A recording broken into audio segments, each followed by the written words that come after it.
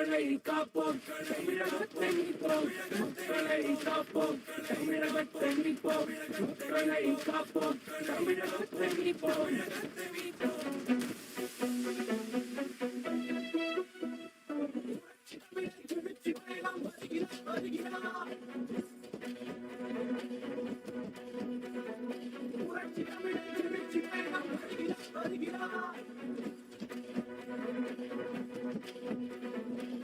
வந்தாரே மக்கள் தலைவர் என்றென்றும் நம்மில் அம்மாவின் ஆட்சி தமிழகம் வாழ தீமையை போக்கும் தலைவர் மன்னலம் இல்லா தலைவர் புரட்சி தலைவர் ஆட்சி கொடியேற்ற வந்தாரே மக்கள் தலைவர் அம்மாவின் ஆட்சி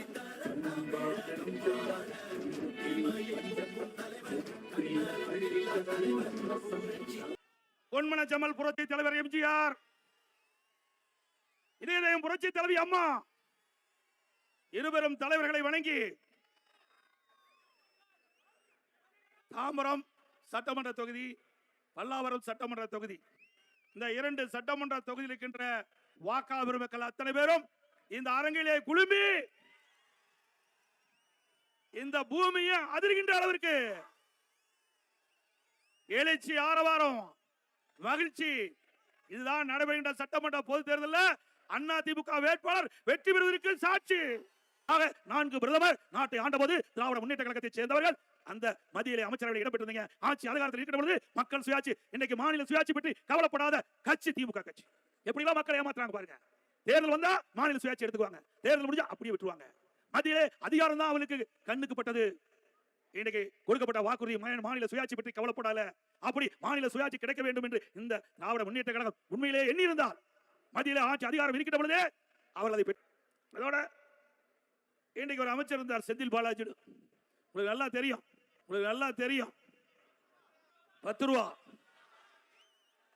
பேரை சொன்னாவே பேர் அழகா வருது. 10 ரூபாய்க்கு மதிப்பு கொடுத்தவரே செந்தில் பாலாஜி தான். தமிழ்நாட்டில் சுமார் 6000 மதுக்கடைகள் இருக்கு. 6000 மதுக்கடையில் ஒரு நாளைக்கு 1.5 கோடி பாட்டில் விற்பனை ஆகுது. ஒரு பாட்டிலுக்கு 10 ரூபா கூடுதலா வசூல் பண்றாங்க. அப்படி வசூல் பண்ணும்போது ஒரு நாளைக்கு இந்த 10 ரூபா கூடுதல் வசூல் மூலமாக 1.5 கோடி ரூபாய் மேலிடத்துக்கு போவதாக செய்தி. மாசத்துக்கு 450 கோடி, வருஷத்துக்கு 5400 கோடி. இதுவரை 5 ஆண்டு திராவிட முன்னேற்ற கழக ஆட்சியில சுமார் 24,000 கோடி இந்த 10 ரூபா பாட்டிலுக்கு வசூல் பண்ணது மட்டும் கொள்ளையடிச்சிருக்காங்க. இதெல்லாம் மத்தியில் இருக்கின்ற அமலாக்கத்துறை இன்றைக்கு கண்டுபிடித்து வழக்கு போட்டு அந்த வழக்கின் அடிப்படையிலே இன்னைக்கு பல்வேறு நிகழ்வுகள் நடந்துட்டு இருக்குது. அதோட திரு செந்தில் பாலாஜி மீது ஊழல் குற்றச்சாட்டு வந்து நீதிமன்றம் பதவியிலிருந்து விலக வேண்டும் என்று சொன்ன காலத்தில் இன்னைக்கு பதவியிலிருந்து விலகி இருக்கிறாரு. 2 இலாக்கா பார்த்தார். ஒன்னு மின்சாரத்துறை, இன்னொன்னு கலால் துறை. 2 துறையும் மந்திரியிலிருந்து விலகிட்டார். இன்றைக்கும் அவர் தான் அந்த இலாக்காவுக்கு அமைச்சராக இருந்து செயல்பட்டு இருக்கிறார்.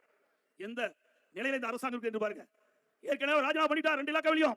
ஆனா இலாக்கா இல்லாத இன்றைக்கு வீட்டிலே இருந்து கொண்டு இந்த 2 துறையும் கவனிக்கின்றவர் திரு செந்தில் பாலாஜி.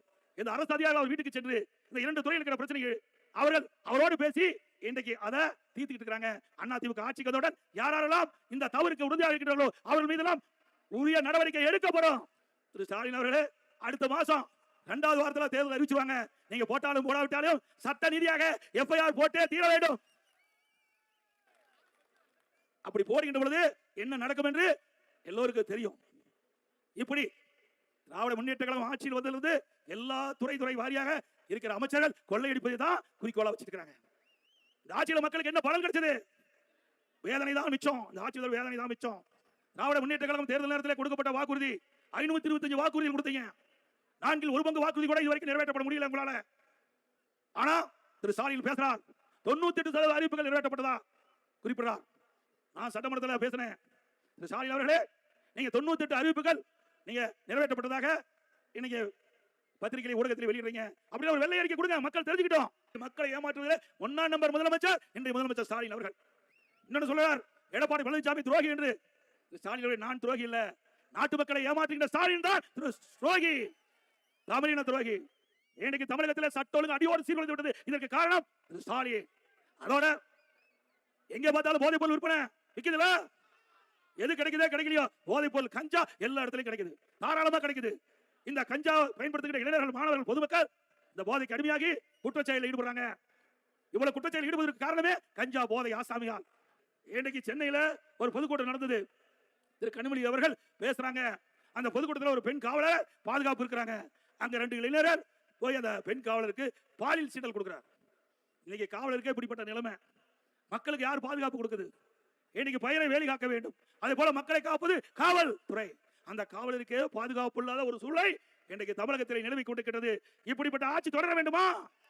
இன்னைக்கு வெளிநாட்டு முதலீடு 1,15,000 கோடி தான் இந்த ஆட்சியில் வந்திருக்கு தமிழகத்துக்கு. மாநிலத்திலிருந்து 26,000 கோடி தான் இன்னைக்கு தொழில் முதலீடு வந்திருக்குது. இப்படி நாட்டு மக்களை ஏமாற்றிட்டு அரசு தொடர வேண்டுமா? இன்னைக்கு படித்த இளைஞர்களுக்கு வேலைவாய்ப்பு உருவாக்கி தர வேண்டும் என்ற அடிப்படையில் தான் அதிமுக ஆட்சி தான் முதலாக தொழில் முதலீட்டு மாநாட்டை நடத்தி தொழில் முதலீட்டை ஈர்த்து தமிழகத்திலே புதிய தொழில் துவங்கி படித்த இளைஞர்களுக்கு வேலைவாய்ப்பு உருவாக்கி தந்த அரசாங்கம் அதிமுக அரசாங்கம் தெரிவித்து வருகின்ற சட்டமன்ற பொதுத் தேர்தலில் அனைத்து இந்திய அண்ணா திராவிட முன்னேற்ற கழக தலைமையில் அமைக்கப்பட்ட கூட்டணி நம்முடைய வேட்பாளர்னா அவருக்கு 2 லட்சத்தில் வாக்களித்து வெற்றி பெறுங்கள். ஏதாவது ஒரு வேலை கூட்டணி ஒதுக்கப்பட்டால் கூட்டணி கட்சி சேர்ந்த வேட்பாளருக்கு ஒதுக்கப்பட்ட சின்னத்தில் வாக்களித்து வெற்றி பெற செய்ய வேண்டும் என்று நேரத்தில் தெரிவித்து அனைத்து இந்திய அண்ணா திராவிட முன்னேற்ற கழகத்தின் சார்பாக 3 கட்ட தேர்தல் அறிவிப்புகளை வெளியிட்டோம். எல்லா குடும்பத்தையும் மாதந்தோறும் குலவழக்கு திட்டத்தின் மூலமாக அந்த குடும்ப தலைவி அவருடைய வங்கியில் 2,000 ரூபாய் வழங்கப்படும். இப்போ பெண்களுக்கு தான் நகர பேருந்துல கட்டணம் இல்லாம பயணிக்கிறாங்க. நீ அதிமுக ஆட்சி மணந்தவுடனே ஆண்களும் நகர பேருந்துல கட்டணம் இல்லாம பயணம் செய்யலாம். இன்னைக்கு ஏழையாக இருக்கின்ற அனைவருக்கும் காங்கிரீட் அடுக்குமாடி வீடு நகரத்திலே கட்டி தரப்படும். பட்டியலின மக்கள் அவர்களுக்கு அற்புதமான காங்கிரீட் வீடு அரசாங்கமே நிலத்தை வாங்கி காங்கிரீட் வீடு கட்டி கொடுக்கப்படும். அதே போல அம்மா இருசக்கர வாகனம் 5 லட்சம் பேருக்கு கொடுக்க இருக்கிறோம். நம்முடைய மகளிர் உரிய நேரத்தில் படிக்க போகணும், பணி முடிஞ்சு வீடு திரும்பணும். அதற்காக 5 லட்சம் மகளிருக்கு அம்மா இருசக்கர வாகனம் கொடுக்கிறோம். ஒவ்வொரு அம்மா இருசக்கர வாகனத்துக்கு 25,000 ரூபாய் மானியம் கொடுக்கிறோம். மக்களை காப்போம், தமிழகத்தை மீட்போம்.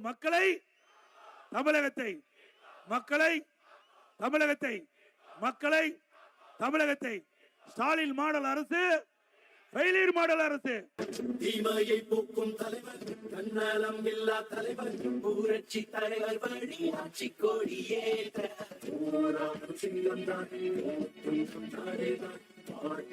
மக்களின் எல்லாம் நம்பும் தந்தைதான். பண்பான